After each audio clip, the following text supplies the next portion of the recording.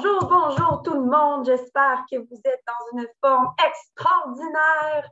Je m'apprête à vous présenter les résultats d'analyse qui ont été écrits dans un rapport destiné à la FLAC, à la Fondation Lucie-André Chagnon. Donc, le but ultime de cette capsule vidéo, c'est pour vous résumer ce qui en ressort. Je vais essayer le plus possible de vous faire ressortir justement les informations que vous ne connaissez pas, les analyses que vous ne connaissez pas, qui n'ont pas été présentées la dernière fois. Mais c'est sûr que j'ai comme pas le choix de ramener certains éléments dans un but à la fois de rappel, pour qu'on se rappelle des informations, mais aussi dans un but que vous ayez un peu la big picture, la vue d'ensemble de ce qui est ressorti dans le rapport. Donc, à l'instant, je vais vous partager mon écran avec ma super présentation PowerPoint. Donc, si on commence par ce qui était ressorti lors de l'atelier du 10 mars, il y avait certains d'entre vous qui étaient présents, puis on a pu en gang essayer de réfléchir aux réalisations internes au mouvement pour lesquelles on était fiers.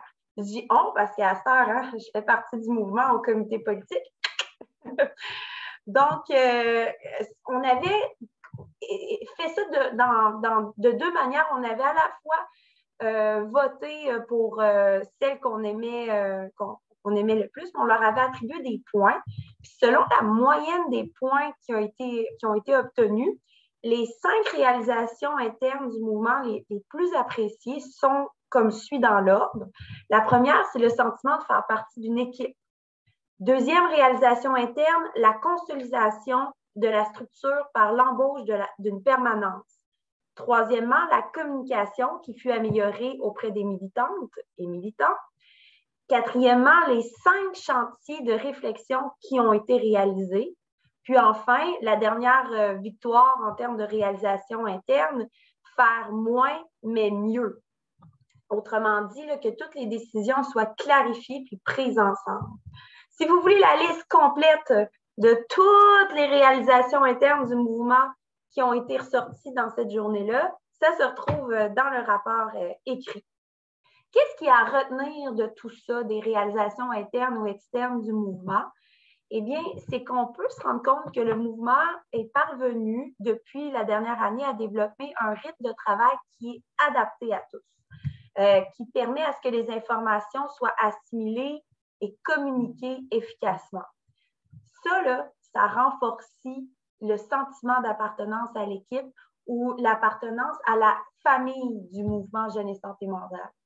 Même si les efforts ont été principalement mis sur les modes de fonctionnement interne, sur les réalisations internes, le mouvement il a quand même réalisé des réalisations externes considérables. Tu sais, quand on a listé tout ça à l'atelier, c'est là qu'on s'en est rendu compte vraiment de tout ce que le mouvement avait réalisé à l'externe.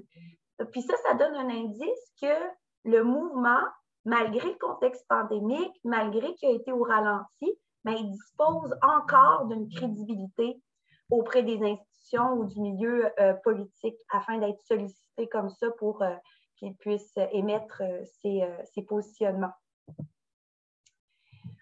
Il y a plusieurs thèmes qu'on a explorés dans notre projet de co-construction et d'évaluation avec vous. Un des thèmes, c'était les prises de décision et la gouvernance au sein du mouvement. Puis là, il y a eu si on veut, des sous-thèmes qui ont été associés à ce grand thème-là. Le premier, c'est les rôles et les responsabilités. On a abordé ça pendant les entretiens individuels.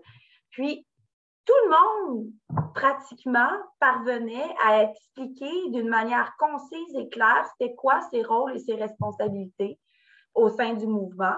Il y a même eu un document de produit à cet effet-là, un organigramme qui présente les objectifs de chacun des comités du mouvement. Mais à l'atelier du 10 mars, on a quand même estimé nécessaire de donner des exemples concrets de qu'est-ce que ça implique chacun des comités en termes d'engagement.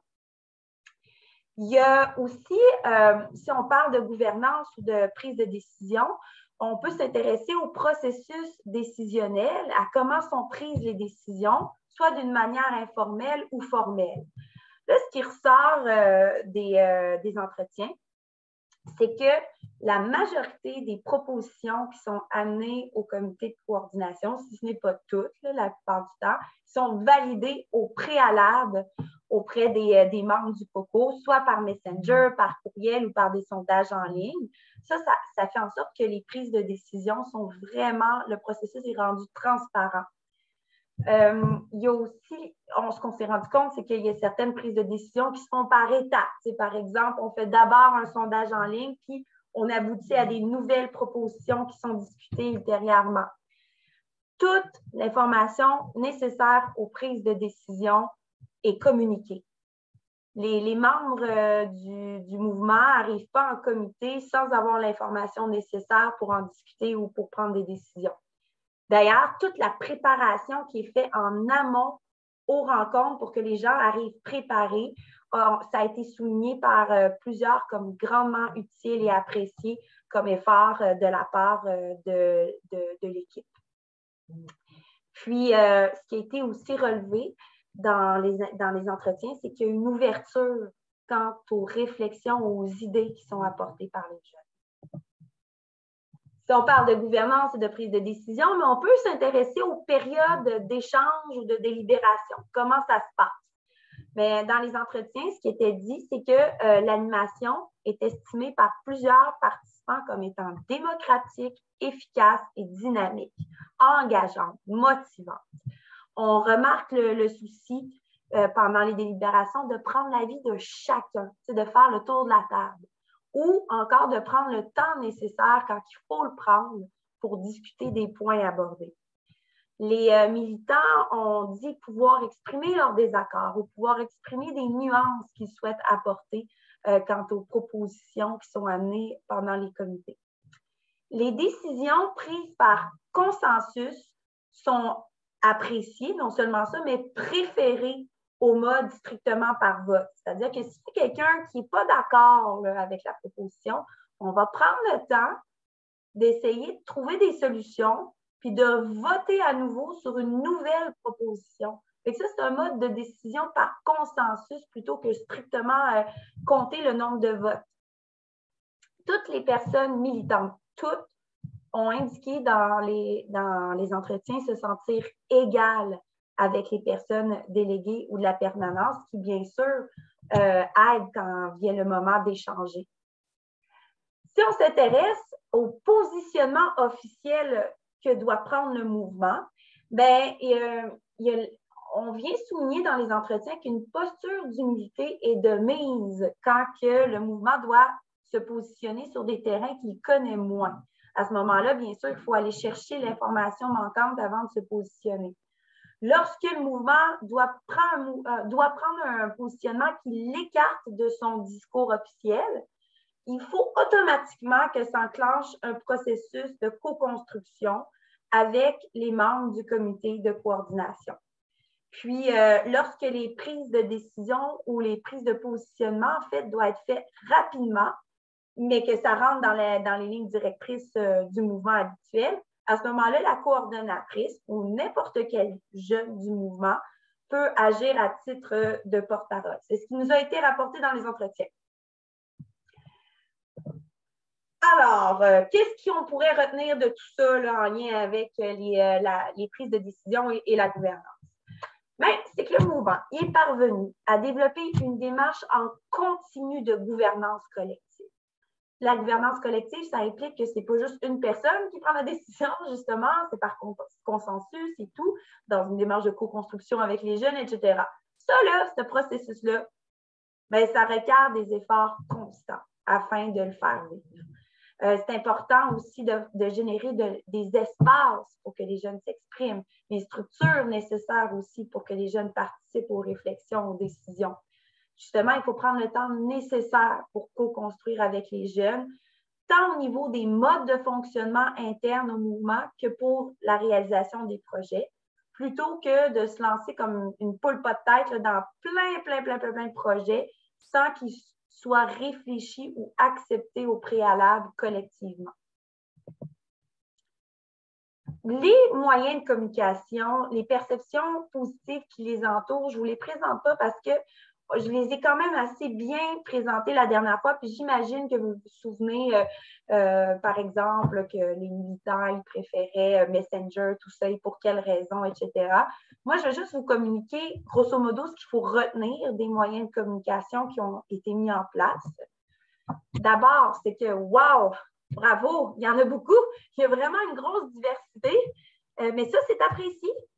C'est apprécié parce que cette diversité-là permet une flexibilité auprès des militants qui ont recours à certains moyens plutôt que d'autres selon leurs préférences, selon leurs dispositions. La manière dont sont conçus les moyens de communication permettent vraiment aux jeunes de se sentir préparés et informés avant les rencontres. Ça leur insuffle de la confiance et puis ça facilite les prises de décision. Qu'est-ce qui est à retenir sur la participation des militants, militantes et la collecte de parole des jeunes? Eh bien, c'est qu'on l'a vu, pas une, pas deux, pas trois, 10 stratégies gagnantes que le mouvement est parvenu à développer pour favoriser l'engagement des jeunes, mais aussi inciter leur pleine participation dans les prises de décision et l'élaboration des projets. L'expression par et pour et avec, on pourrait la traduire plutôt comme ça, par et pour les jeunes, avec le soutien des personnes déléguées, que la participation des personnes déléguées au mouvement permet aux jeunes de se sentir outillés et en confiance, qu'une riche collecte des paroles auprès des jeunes doit se perpétuer en tentant de rejoindre une diversité de profils, parce qu'il faut que le mouvement représente les jeunes québécois, québécoises médicalisés. Et la force du mouvement se situe dans sa capacité à mettre de l'avant la parole des jeunes tout en la complétant avec les perspectives des intervenants ou de la recherche. Évaluation de la démarche, les défis. Donc, vous vous doutez bien qu'il n'y a pas que les choses qu'on fait bien ou les choses qui sont les forces du mouvement qui ont ressorti à travers l'évaluation. Il y a aussi quelques pratiques qui ont ressorti comme n'étant pas essentielles, dans lesquelles on mettait de l'énergie. Là, on ne vous les a pas nécessairement mis dans le bilan. Et il y a aussi 3 grands défis qui ont émergé. Comment ça a fonctionné pour les réfléchir? C'est que nos partenaires de recherche, dont Émilie Proto-Dupont, que vous voyez présenter tout le reste des conclusions juste avant cette section, ont d'abord fait ressortir les enjeux qui sont mentionnés dans les rencontres et les entrevues de l'évaluation. Donc, ils ont fait 3 grandes lignes avec ça, de comme type de choses qui ressortaient au niveau des frustrations ou des choses qu'on voudrait faire autrement ou des choses qui nous paraissaient plus difficiles. Ensuite, on a discuté collectivement là, dans des rencontres de ces 3 thématiques-là, ces 3 enjeux-là, pour s'assurer qu'on avait une interprétation, une compréhension commune de ce qui accrochait puis de ce sur quoi on souhaitait réfléchir là, par la suite. Donc, le premier défi, c'est la cohérence entre le niveau d'engagement possible, autant pour les personnes que pour l'équipe, et les objectifs. Donc, impliquer des personnes dans chacune des étapes d'un projet, là, ça demande du temps, autant pour l'équipe que pour les militants-militantes. Le MJSM est rempli d'ambition, on veut faire changer les choses, on croit tous en notre lutte, mais comment on peut s'assurer de prioriser collectivement des objectifs qui sont ambitieux, mais aussi réalistes pour tous dans le respect de nos fonctionnements? Le deuxième défi, c'était comment avoir des espaces de participation pour tous. À ce moment-là de l'évaluation, on avait majoritairement les espaces de travail, les comités et des participations ponctuelles. Mais entre une participation ponctuelle aux activités de consultation et l'implication active là, à tous les mois dans des espaces décisionnels qui demandent quand même un haut niveau d'engagement, comment on pourrait construire des espaces intermédiaires, mettons, pour une implication concrète, mais qui serait un peu moins prenante pour les jeunes que c'est de cette façon-là qu'ils veulent se joindre à nous. Et le troisième défi, c'était de maintenir la qualité et la représentativité de notre discours. Donc, alors que nos prises de position se multiplient, on souhaite s'assurer que nos discours et nos représentations sont bien construits et sont cohérents, sans perdre la qualité brute des paroles et expériences des jeunes. Aussi, on se demandait que devons-nous mettre en place pour impliquer les jeunes dans les représentations et l'analyse politique au-delà de leurs témoignages personnels. Donc, c'est les 3 défis qui ont émergé là, lors de l'évaluation, et il y en a des morceaux qu'on a déjà travaillés depuis, que vous avez peut-être vus dans d'autres morceaux de la démarche, mais c'était quand même intéressant de voir sur quoi continuer à travailler.